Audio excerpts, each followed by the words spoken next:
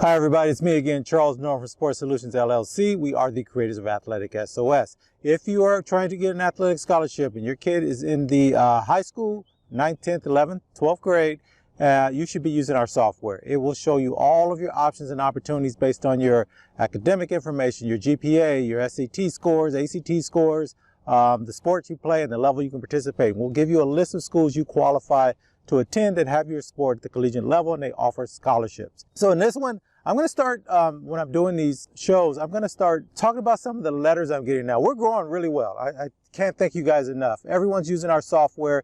By the way, it is at no cost down below. I always give you a code, and I give you instructions for how to use the code, and you can use the software at absolutely no cost. We are starting to get a bunch of sponsors, people that want to sponsor the software now. And I'm being really careful on who I choose, but you're going to start seeing once you log in, once you're using the software, you're going to start seeing some offers. They're going to be cool offers. I am vetting them, so don't worry, I won't put anything too crazy in there. But that's going to help us make money. You guys do not have to use our sponsors. If you don't see something you like, that's okay. The software is still yours. Our goal, and has been my goal, since I took a trip overseas, I was trying to figure out how do I get this thing up and running. And what I decided was my #1 priority is to get this in the hands of every single high school athlete. So if I have to give it away and I can't figure out how to make money, that's fine too. But it's really important to me that all of you guys know all of your options. I want to take this next generation of kids and make you guys different from the previous generations in the sense that I don't think you're going to get the same options and opportunities. In fact, this millennial or the generation right behind them, they just got smacked pretty hard with trying to follow us. I'm from the baby boomer boom. I'm at the tail end of it, but I'm from that boom, from that era, and things were kind of set up pretty nicely for us. Now, I will say this, everyone talks about how selfish we were and all of that. We worked hard. We didn't just, there still were rules and you had to meet those rules. So that's just as difficult as it being free form and everybody just does what they want to do. So don't think just because we were successful that we all people just handed us stuff. You had to meet this criteria, and that's a different way of looking at life. What if you don't hit something, you didn't get this, or you didn't get that degree, or you didn't go to this school, or you didn't get these grades, or you didn't follow this pattern, and every time you got a job, you had to start at the bottom and then work your way up step by step by step because the idea was you were going to do the whole 30 years within an environment, and you didn't get to just stop in the middle of it and switch over to another company and all that. None of that was going on. So you guys there's some advantages the way things are now, and there were some advantages the way we were. But we had a ceiling, a cap on us in a lot of ways, although it was a lot of, money free flowing. I don't want to get too far into that because I know we take a lot of hits, especially in online, being baby boomers. I hear it all the time, how, we ruined everything, but we did not. All right. So anyway, this is a email that I received about a week ago.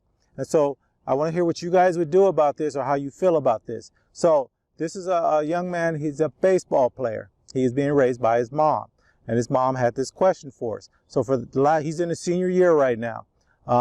He is pretty much locked up at the Division II level. He's got some NAIA and some Division III schools, but he's really interested in a couple of D2 schools. And one in particular, he's almost like 80% there, right? He's almost ready to sign. He was going to be ready to sign.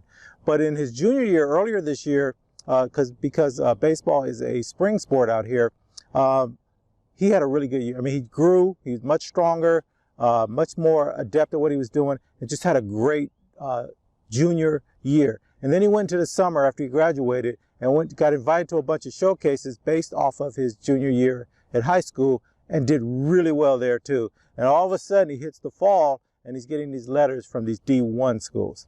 And so he's got this relationship with these couple of D2 schools, one really heavy, and now he's starting to get this D1 attention. And so there is the paradox. Should he go ahead and sign? Now it's December of his senior year. He hasn't played his senior year yet. So what do you guys think about this? Now I always call this analysis by paralysis. Like you get stuck. Paralysis by analysis, I think, is the way it goes. But anyway, you're sort of stuck. You're trying to figure out, you got a bird in the hand, two in the bush, all that stuff going on. But she's very confused. They've already sort of gotten this relationship with one of the D2 coaches, and but the intrigue of being able to play D1, which is the dream for this kid, is dangling. But they don't have anything solid. It's just letters coming in, and they haven't been coming in any time before this. So here's the question: do you wait until you play your senior year in the spring and have the possibility of the D2 positions getting filled? Or do you go ahead and you sign with the D2, and then you really have proven that your skill level is up, you really are a D1 level kid, and maybe you go to the D2 school for a little while and then you transfer up later on? What do you do here? What do you guys see? And so these are the questions, and it's funny because we have the software, people think we can answer these questions for them, but we cannot. That is not our job. But these are the kind of situations where you start to talk to your coaches, your high school coaches, your travel club coach, and what do you want to do? What's your goal, your ultimate goal? Because that's going to decide a lot of stuff for you. Are you happy at the D2 school? That was a school that did you feel like you were settling for that school? Or was that a school where everything you wanted? From what I was hearing, reading from the email, it sounded like this school had the major they wanted. It was an environment they wanted it in. That's where they wanted to go. On the other hand, human nature is, especially if you're young, your human nature is, I want to challenge myself. I want to see where I am at the best. I think that's a great thing to have about you too. But also for a parent, they've been through some ups and downs, got knocked down a few times. To them, take the sure thing and go for it. So I think this is interesting. I'd like to hear from you guys down below. What do you think they should do? What do you look at? How do you look at this? And remember, this is a mom. I don't know if the dad's in there or if she has her parents involved, whoever else is involved with her. But this was just something that we got. And these are the kind of things that I want you guys to start putting together. But I really want is for you guys to think past that 4 years of high school, the 4 years of college. What are you going to do after that? Because that can help you make your decision on what you want to do next. And this is the kind of thing I want these kids to start getting into. And I want them to be making a decision. That's where our software comes in.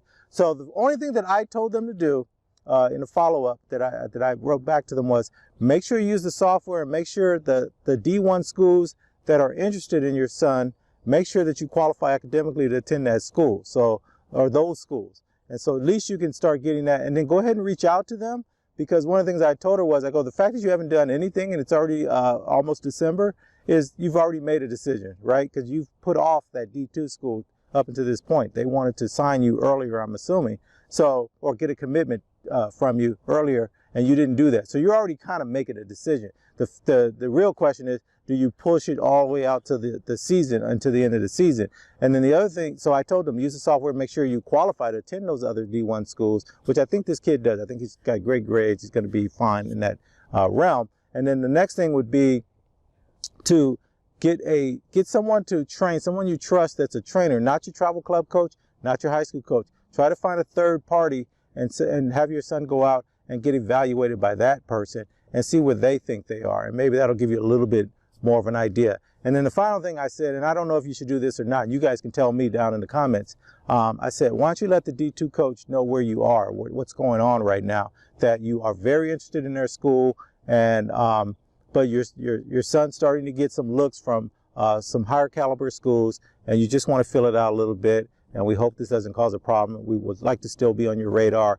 Very, very interested. You have all the other pieces. We did our research. We like your team. We like your program. We know some of your kids have done very well, moved on. Even some of them, she was mentioning in the email, some of those kids from that school got opportunities to try out for some minor league teams. So it doesn't sound like this is a slouchy D2 program. So, and sometimes that can happen. It can be a really good D2 program, and that may be better than going to a mid-major or a low-level D1 school. It just depends on the program. So it didn't sound like she saw any negatives going to the D2 except the fact that D1 schools were interested. And that just kind of feels good for a kid. So I would let them, to me, they should fill it out a little bit. But I want to hear from you guys. That's what's important. Okay, guys, so I'm going to wrap this one up. As usual, down at the bottom, I give you the code for AthleticSOS that you can use at absolutely no cost. It doesn't cost you anything to use AthleticSOS. And I'm very proud. It's amazing to me how much we're growing, but there's some growing pains that are coming along with that. And then number 2, I give you the instructions for how to use the software. And then what I've added when you put in the code that I gave you as part of the instructions, there's going to be a little video showing you what AthleticSOS is, but I always put a link to that also down in the description on these YouTube videos. So hopefully you'll see it there also, because you don't know what AthleticSOS is, you don't know what it looks like, what it actually does, and we just give you just a 1-minute video, and it kind of shows you what it is. All right, guys. As always, best of luck to all of you with all your future endeavors. Let's raise this next group of kids to be able to make decisions, to be able to navigate the world completely different than the way we did it, but to have a much better, much more productive, much more on them type of life where the sky's the limit. And that's my goal. I want to get them all there. All right, and I want them to use their athletic ability to get there also. All right, guys, as always, we'll talk to you later. Bye.